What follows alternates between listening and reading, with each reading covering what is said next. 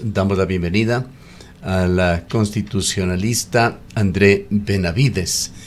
Quisiéramos, André, al tiempo de darle la bienvenida, comentar con usted, también digerir las últimas declaraciones del ministro de la Gasca, que acabamos de compartirlas con nuestros oyentes con respecto a la Asamblea Nacional Constituyente. Queda una sensación de estar en un punto en el cual se emiten los primeros globos de ensayo por parte del gobierno, pero hay sobre todo una interpretación cuidadosa que hay que hacer de las declaraciones del ministro en cuanto a la forma en la que se llegaría a esta Asamblea Nacional Constituyente, particularmente en lo que se refiere a la participación popular para elegir a los asambleístas constituyentes. ¿Cuáles son las primeras impresiones que le han generado a usted estas declaraciones del ministro José de la Gasca? Buenos días, estimado Gustavo. Un cordial saludo para usted y para toda la audiencia de Antena 1.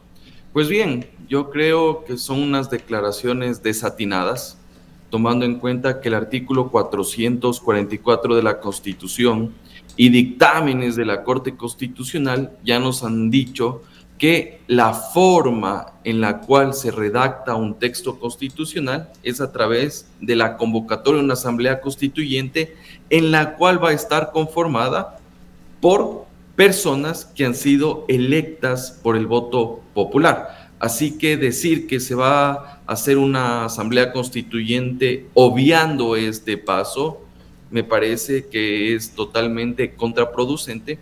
Y adicionalmente, creo que también es preciso anotar que yo no estoy de acuerdo que una asamblea constituyente sea redactada exclusivamente por eruditos, por notables, porque eso prácticamente desnaturaliza la esencia misma de lo que supone un proceso de estas características. Doctor Benavides, hemos visto, muy buenos días, gracias por acompañarnos, pues hemos visto cómo ha actuado ya de alguna manera este gobierno en cuanto al respeto y respeto a la Constitución de la República. ¿Qué podemos creer respecto de lo que establece efectivamente la norma, de lo que se puede hacer y cómo respecto de la convocatoria a una nueva constituyente? Bueno, estimada Rosana, un cordial saludo para usted también. Mire, aquí es importante tomar en cuenta que un proceso de estas características tiene varios pasos y uno de esos pasos es justamente la convocatoria a Asamblea Constituyente a través de una consulta popular. Pero esa convocatoria tiene un filtro llamado Corte Constitucional. Así que obviar ese paso que hemos comentado de la elección de los constituyentes, eso no podría darse porque la Corte Constitucional al momento de la convocatoria revisa dos cosas. La primera, que la consulta popular esté bien realizada. Y lo segundo, revisa el estatuto que va a delimitar cuáles van a ser las reglas de juego respecto de los requisitos, respecto de las condiciones, el tiempo que se va a demorar, la elección de los constituyentes que van a redactar el nuevo texto constitucional. Así que obviar ese paso es prácticamente imposible. Eso quiere decir que de alguna manera estaríamos a expensas de un dictamen, en este caso de la Corte Constitucional, en caso de que efectivamente se cumpla esta intención o esta propuesta de reducir los pasos, ya no 3, sino 2, con la intención al parecer de agilitar o agilizar este proceso de convocatoria a una constituyente. Creo que uno de los filtros más importantes que existe en este momento es justamente la Corte Constitucional. Y esperemos que la Corte Constitucional esté a la altura de las circunstancias y que ya no haga este lavado de manos como lo ha hecho en otro tipo de procesos que por contentar a unos y contentar a otros vemos que son decisiones tibias, decisiones a medias. Y creo que al menos en lo que tiene que ver con la redacción de un texto constitucional, que es uno de los mecanismos más importantes que rigen la vida política y democrática de un Estado, requiere justamente que la magistratura haga este control y garantice justamente lo que dispone el 444. Esto es la conformación de una asamblea constituyente a través de personas que han sido electas por el voto popular. El ministro de la Gasca, al referirse a sentencias de la Corte Constitucional referidas al artículo 444 sugiere de alguna manera, si por lo menos lo entendemos, de que la Corte Constitucional se habría excedido, pues él dice que se han establecido requisitos para desarrollar este procedimiento que no constan en el artículo 444 de la Constitución. Textualmente señala, por ejemplo, decir que todos los asambleístas constituyentes deben ser elegidos por elecciones populares, cosa que no lo dicen. Y además el ministro de la Casca intenta hacer una diferencia conceptual entre Asamblea Constitucional y Asamblea Constituyente. Habría que preguntarse primero si es que existen realmente estas dos figuras. Mire, la Constitución es bastante clara y no es que la Corte Constitucional se ha inventado procesos o se ha inventado requisitos. Es algo que requiere la redacción de un texto constitucional. Y creo que pensar en un mecanismo que sea de una elección indirecta a través de representantes de las funciones del Estado no es lo adecuado, porque usted puede decir que mañana van a haber 5 delegados de la función ejecutiva, 5 de la función legislativa, 5 de la función de transparencia, 5 de la función judicial y 5 de la función electoral. Eso prácticamente no da garantías de representatividad, porque prácticamente lo que está haciendo es limitar la participación ciudadana.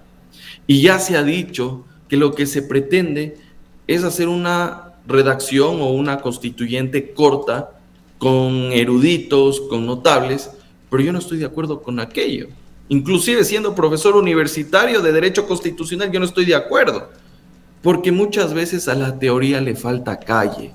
Y cuando a la teoría le falta calle, pasa lo que ocurrió en Montecristi, que cierto grupo de iluminados terminaron redactando el texto constitucional y un texto constitucional que no asentó los pies sobre la tierra. Y por eso usted tiene Consejo de Participación Ciudadana, función de transparencia y control social, función electoral. Incluso hay algunas cuestiones que están en la Constitución y que han sido inútiles. Por ejemplo, crear regiones siguiendo el modelo español. Hasta la fecha no se han creado.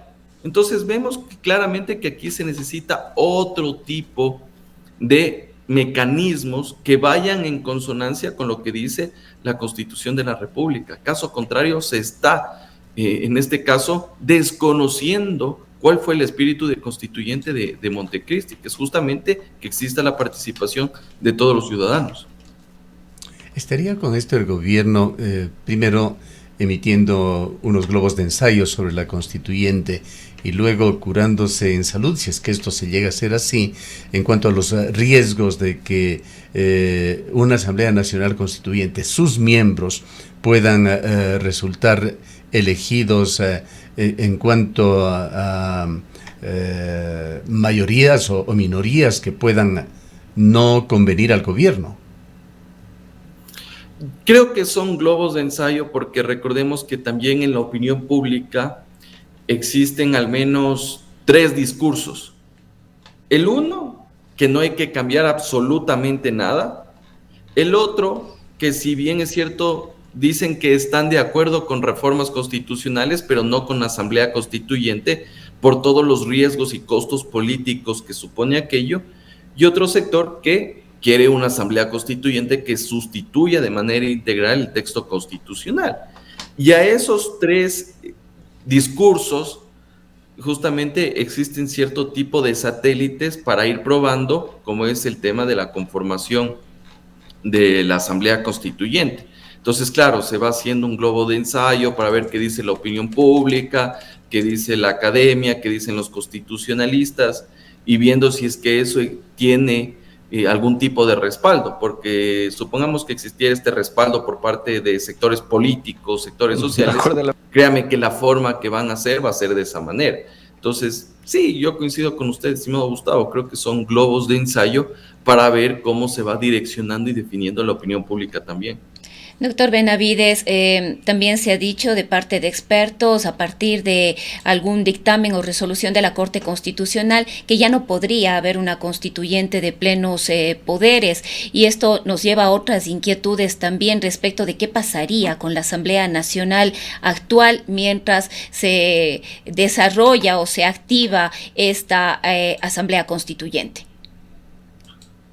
La Corte Constitucional ha sido muy clara y ha sido reiterativa en sus dictámenes.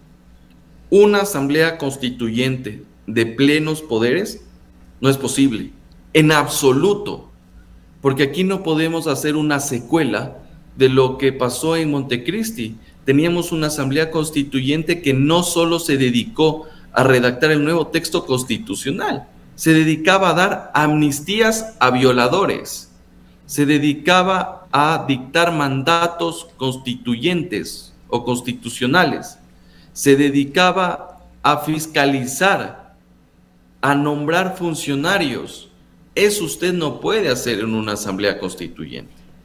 Usted tiene que limitarse exclusivamente a redactar el texto constitucional. ¿Eso qué supone?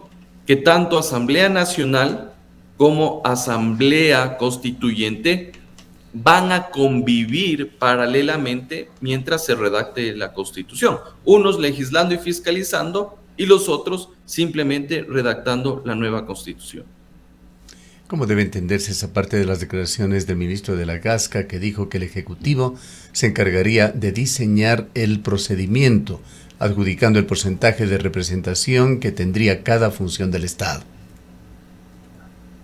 Es que justamente, estimado Gustavo, el artículo 444 de la Constitución dice que en la convocatoria de consulta popular usted debe anexar el estatuto mediante el cual se va a elegir a los constituyentes, estableciendo los requisitos, prohibiciones, método de asignación de escaños, la forma de representación, si va a ser nacional, provincial, distrital.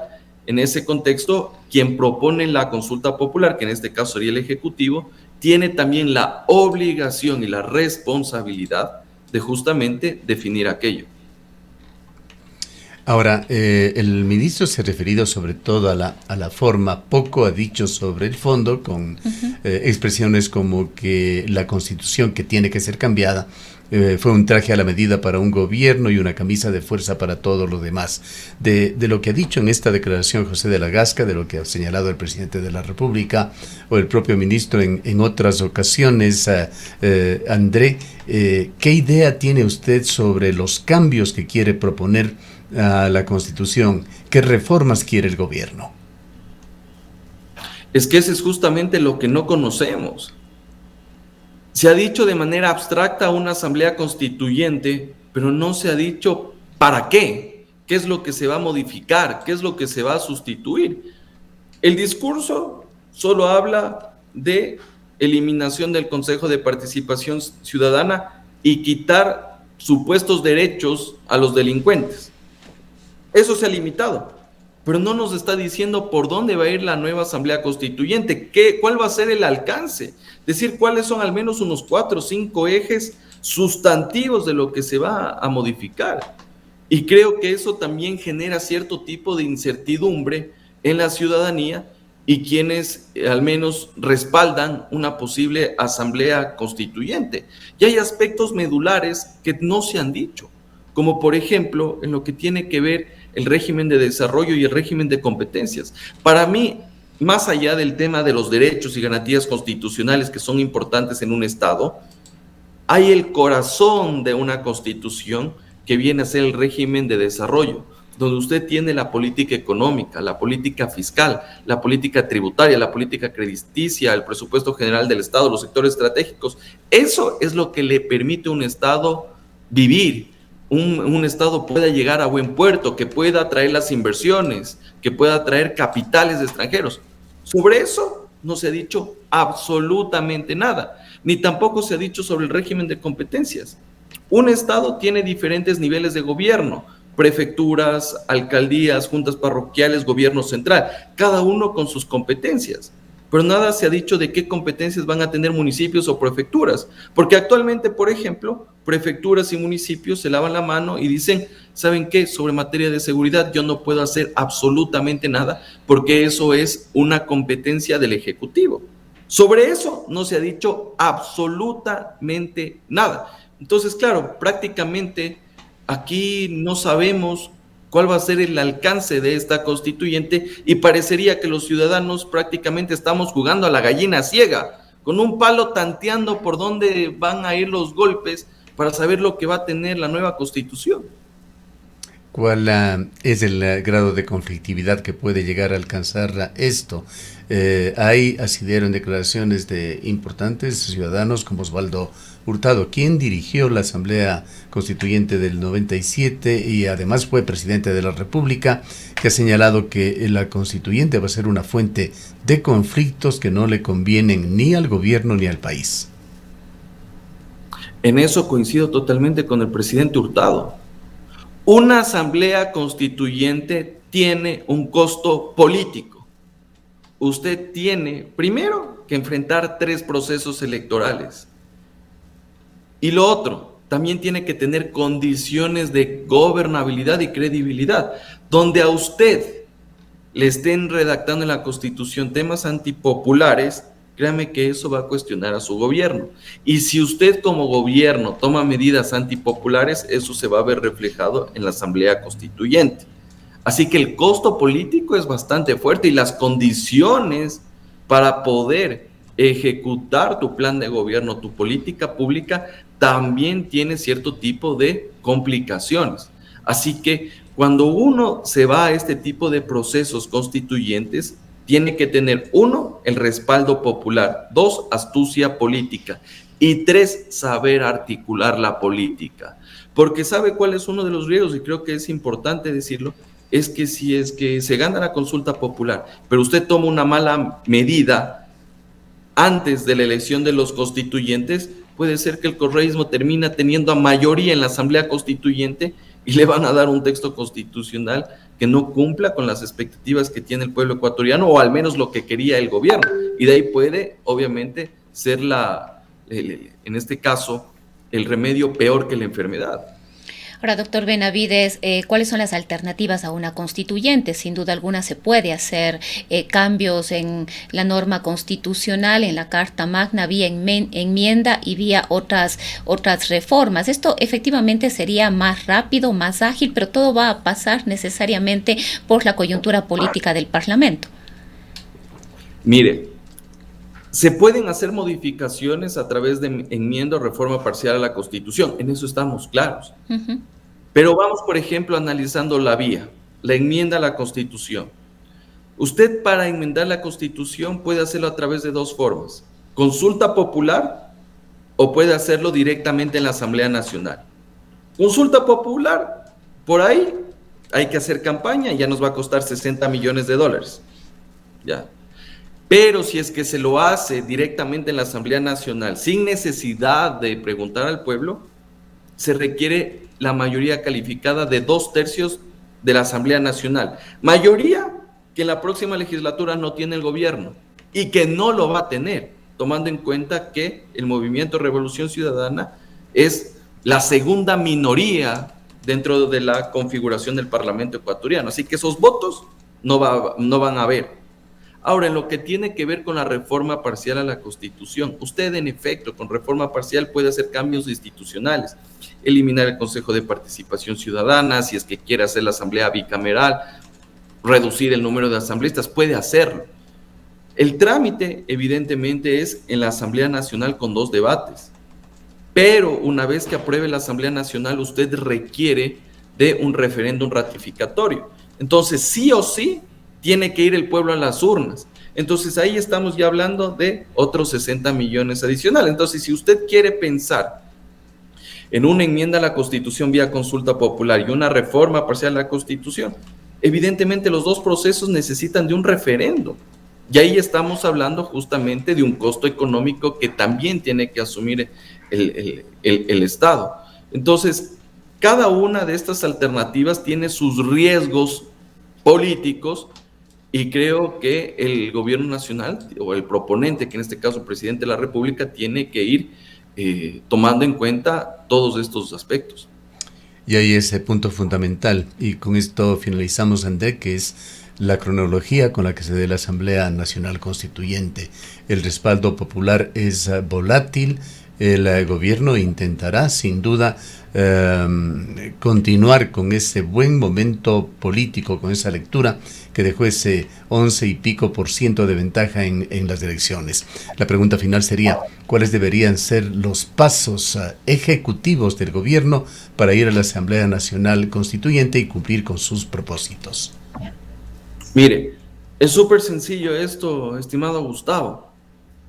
Tiene que el gobierno nacional decir cuáles van a ser los ejes de esta Asamblea Constituyente para saber hacia dónde vamos a ir y que la ciudadanía sepa con certeza cuál va a ser el alcance de la nueva Constitución, para ver si es que los ecuatorianos en efecto se suben a la camioneta llamada Asamblea Constituyente.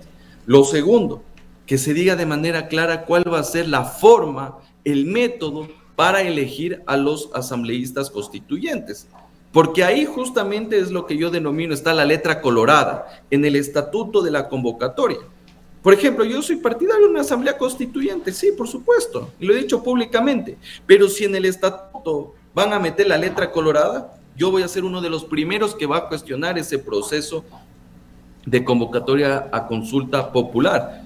Y lo otro, tenemos que ver cuál es el alcance del nuevo texto constitucional y ver si es que en efecto resuelve las necesidades, las urgencias, los problemas de los ecuatorianos. Caso contrario, será un saludo a la bandera y hemos desperdiciado una oportunidad importantísima para generar condiciones de gobernabilidad y, por supuesto, resolver todas estas crisis institucionales que tenemos en la actualidad. Bien, muchísimas gracias, André, por habernos acompañado. Gracias por la invitación, cordial saludo para todos. El doctor André Benavides es un experto en Derecho Constitucional y un distinguido académico.